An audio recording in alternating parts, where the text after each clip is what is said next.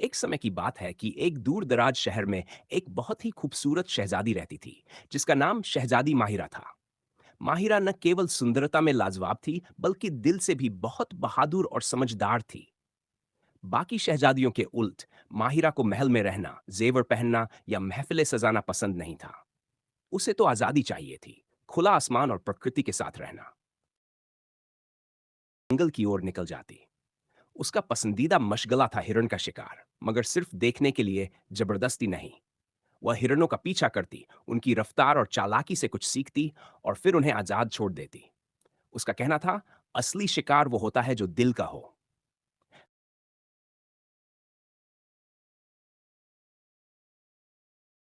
एक दिन जंगल में उसका सामना एक अनोखे हिरण से हुआ। बहुत ही प्यारा, एकदम से नायाब। उस हिरण की आंखों में अजीब सी चमक थी, जैसे कोई राज छुपा हो। माहिरा ने अपनी घोड़ी को रोका, अपना कमान उठाया, लेकिन जाने क्यों दिल ने मना कर दिया। उस हिरण ने एक नजर माहिरा की तरफ देखा और फिर जंगल में गायब हो गया।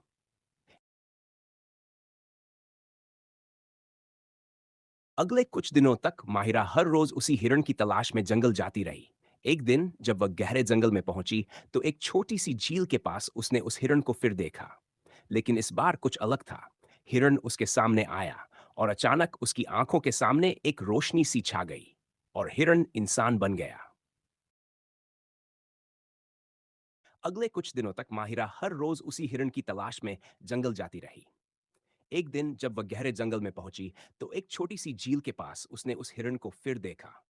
लेकिन इस बार कुछ अलग था। हिरण उसके सामने आया और अचानक उसकी आंखों के सामने एक रोशनी सी छा गई और हिरण इंसान बन गया।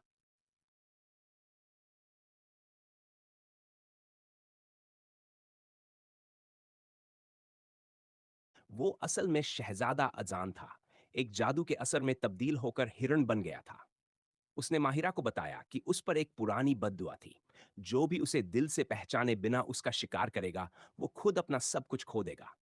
मगर जो उसके दिल का शिकार बनेगा, वही उसका सच्चा हमसफर होगा। माहिरा ने मुस्कुराते हुए कहा, तो मेरी नरमी ने तुम्हें आजाद कर दिया। अजान ने जवाब दिया, नहीं, तुम्हारी मोहब्बत ने। बस गया।